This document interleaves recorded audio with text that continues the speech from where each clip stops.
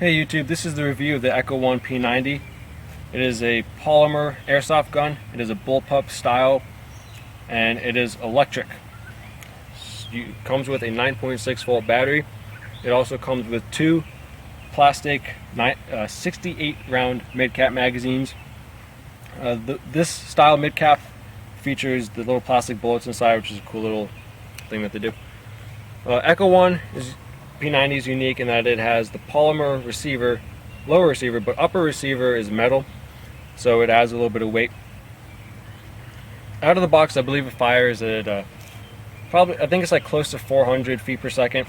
Now this gun is designed for close quarter battle, CQB, that kind of stuff. If you've ever had the chance to hold one, it shoulders very quickly. It's very easy to maneuver with. So it's designed for indoor gameplay, and for that you have to have a lower velocity. So keep that in mind, that out of the box this gun's going to be firing much too hot. Now this is a very simple gun to work with, to take apart, disassemble, maintain, upgrade, do all that stuff. So if you're new to airsoft or you're looking for a gun for CQB, this is a great choice because it's very easy to, like I just said, to upgrade and stuff like that. So it's a good platform to learn on. Now I'm going to pick up the gun and I'm going to show a couple features of it. It's solid built. The gun is 100% ambidextrous. So the charging handle, I pull it on the left side, the right side moves as well. Pulling the charging handle does not reveal the hop-up on this gun. The hop-up is under a little trap door. Camera guy, can you see this? There's a little trap door. Open the trap door, and inside there's a wheel in there. You turn that left and right accordingly, and that adjusts the hop-up. It's very easy to do. Now, since the hop-up unit is right about here, the barrel goes from here to here. So that's about the length of the barrel. And that's a pretty good sized barrel. It's not like your typical CQB guns where the barrel is only like that, that long. This is a pretty lengthy barrel. Selector switch clicks very nicely. Sometimes I think it's a little bit too clicky. Not too clicky, but sometimes it's a little bit too difficult to click. If it were a little bit looser, I think I'd feel a bit more comfortable with it. The magazines sit very nicely in here. They pop in and out very easily. To get the magazine out, you have to pull both sides. You cannot pull just one side, you have to pull both, and then the magazine pops out. You get it back in, just slide it in, and pop it in, and it'll feed. The mid-caps feed very well. P90 high cap magazines, they have a tendency to not feed. They're notorious for having feeding problems. So my suggestion is to just stick with the mid-caps. The problem with that though is that the mid-cap magazines are relatively expensive. I'm not going to get into prices because pricings are always subject to change depending on when you look for these things, where, stuff like that. But the mid-caps are kind of pricey.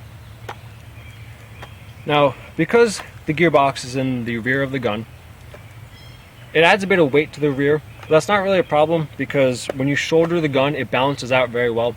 Also because you have the metal upper receiver, it kind of balances out pretty well.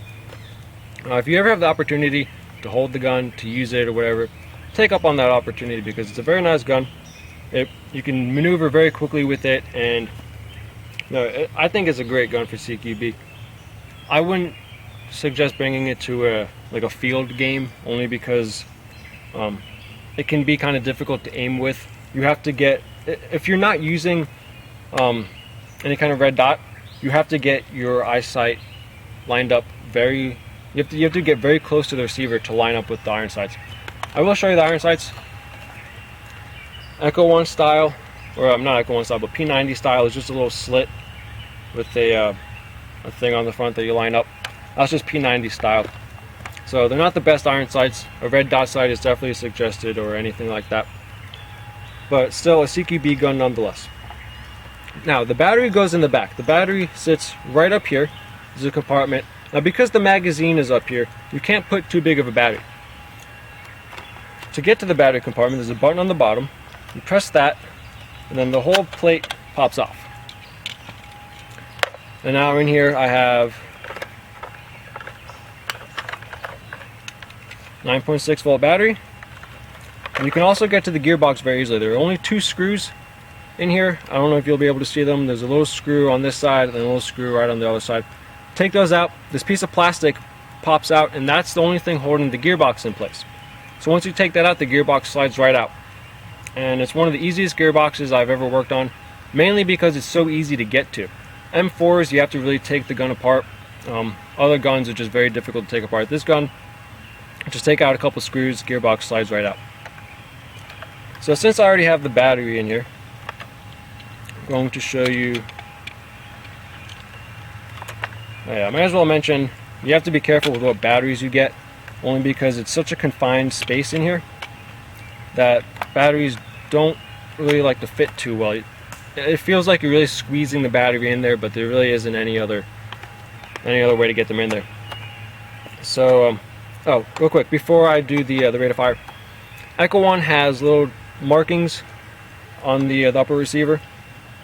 It has the caliber 5.7 by 28 millimeter. That's the caliber of the real gun. It also has like the Echo1 stuff on there. The other side, on the actual polymer receiver, it says model Echo90 and then the caliber, and then it has more markings on here.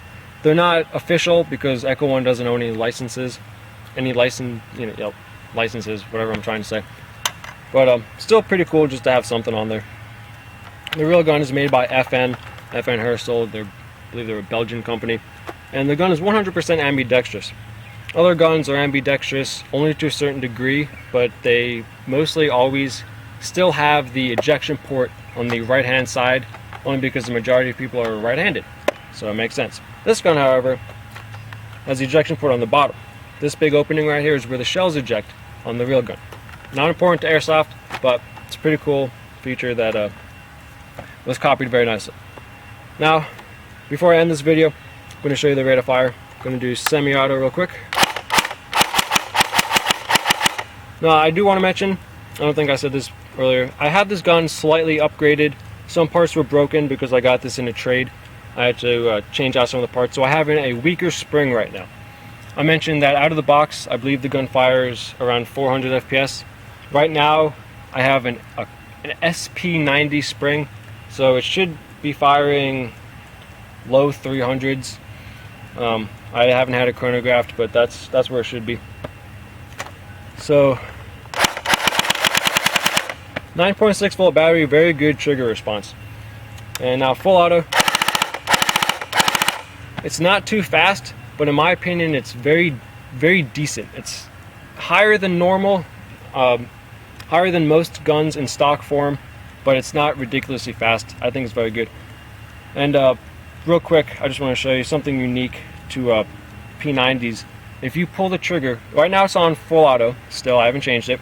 If you pull the trigger only halfway, it fires semi-auto. And then my finger's still on the trigger. If I pull it all the way, it fires full auto. It's just the design of their system. If you can train your finger to only pull it halfway, you can go from semi to full auto in no time at all without having to change the selector. So this is Echo1 P90. My recommendation is a great gun. It's not too expensive. I think it's only around $150, but you can get it cheaper if you find it online, used or stuff like that. If you have the chance to use it, go for it. It's a great gun. It's definitely worth taking a look at. If you have any questions or comments, anything like that, please send them my way and I'll be sure to get back to you. If I missed anything, just let me know and I'll fill you in with all the details. Thanks for watching.